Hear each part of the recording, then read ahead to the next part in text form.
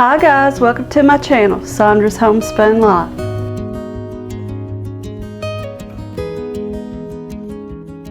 Recently a viewer asked me to make a video on how I make sausage gravy, so I'm going to show you today how I make it. I'm sure everybody's got their own little way of doing it.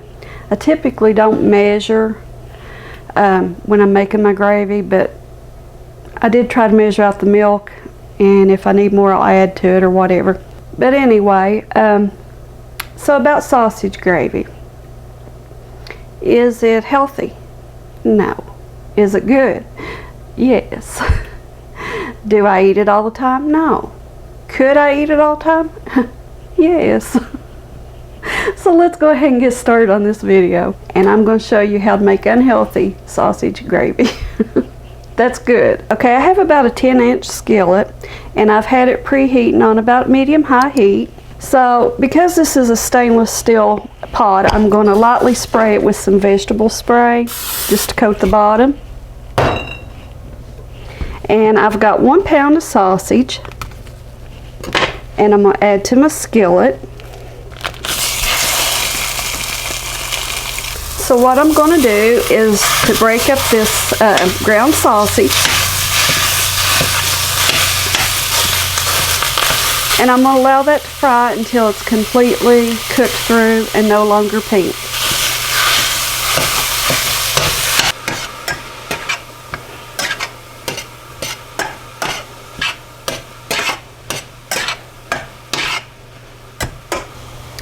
Okay guys, my sausage is cooked all the way through and no longer pink.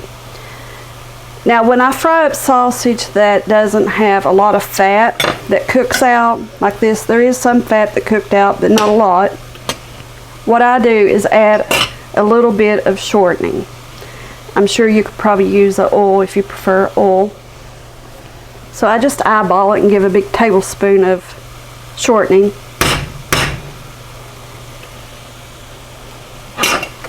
And I just allow that shortening to melt down in that sausage.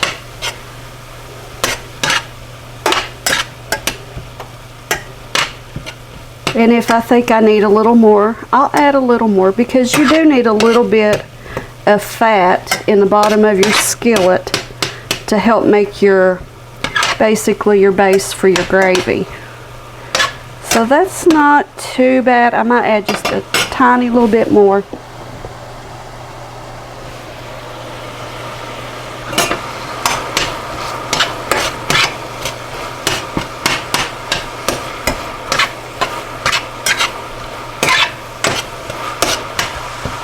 Okay, that shortening is pretty well melted completely.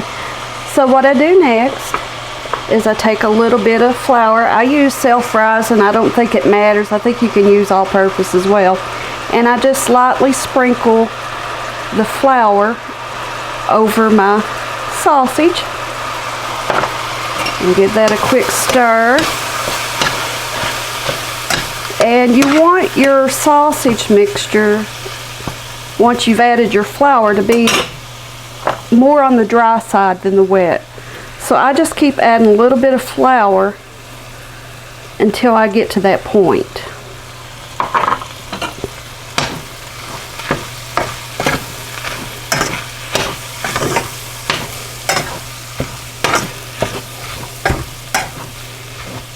So we're almost there. I think just a little bit more.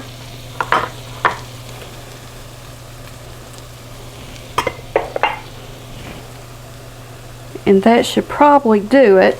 This little cup here used to be my mama's. It's a very old cup, and it has a little bit of sentimental value to it. Well, actually a lot, and every time I use it I think of my mama. So that's just a little side story. And I'm also going to add just a little bit of salt to this.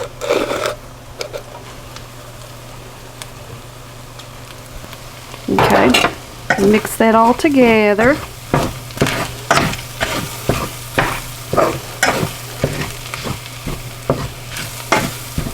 Make sure all that flour gets mixed in there. Okay, that's fairly dry right there. There's no extra liquid in my skillet. So next I'm going to add my milk. Now I've got measured out 4 cups. I usually just have the jug sitting there and add it to by side. But we'll start out with 4 and see how it goes. Okay. 4 cups is pretty good, and you could get by with it, but that's going to cook down just a little bit. So I'm going to add just a little bit more milk.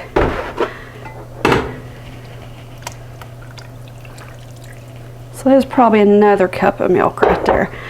So now I'm just going to stir that around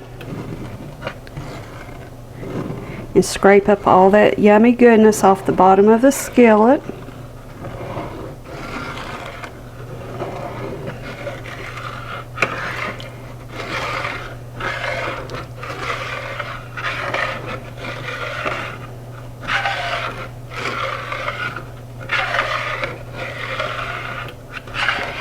Okay, it feels like I've got all that off the bottom.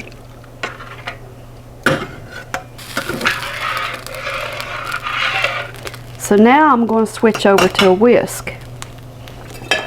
And the benefit of using a whisk to stir your gravy is it gets all those lumps out.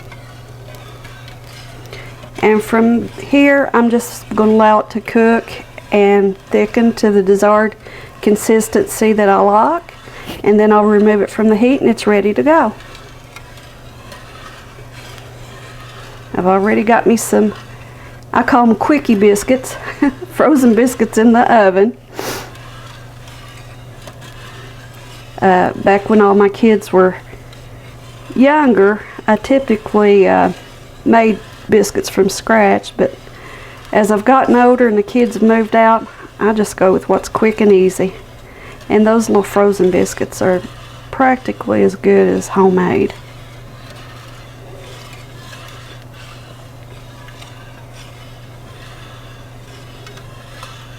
So I'm going to allow this to continue to cook down. I still have my burner set on about a medium high. I know everybody's stove's probably going to be a little different, but that's what works for me. And you don't want to whisk this too often. I mean, you do in the beginning when you're first adding your milk and getting it all stirred up. But then you want to slow down, especially with these stainless steel skillets. They conduct heat really good. Slow down your stir, and that'll allow your gravy mixture to come up to heat quicker, and it will start thickening up quicker. So I'm just going to continue to allow this to cook down, and I'll bring y'all back once it's thickened up.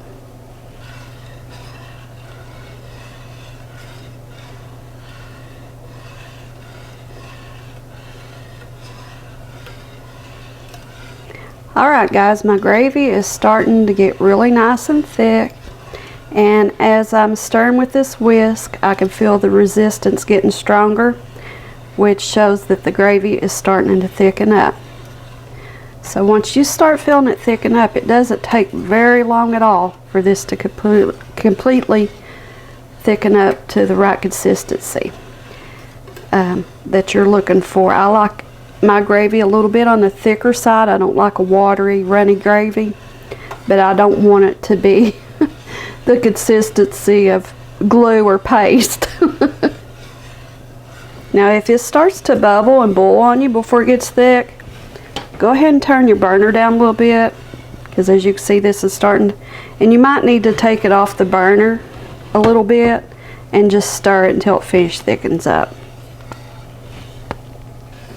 And if you need to, you can return it back to your heat for a minute.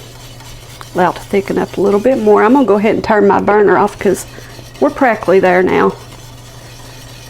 And I'm going to whisk this a little quicker. If you don't, it will scorch on the bottom.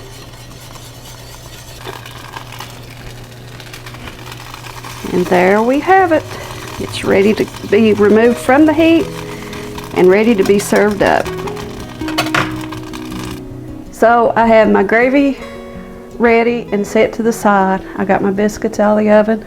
They're all ready to go. So from here, it's just a matter of plating it up. I hope you've enjoyed this video today. And until next time, guys, bye.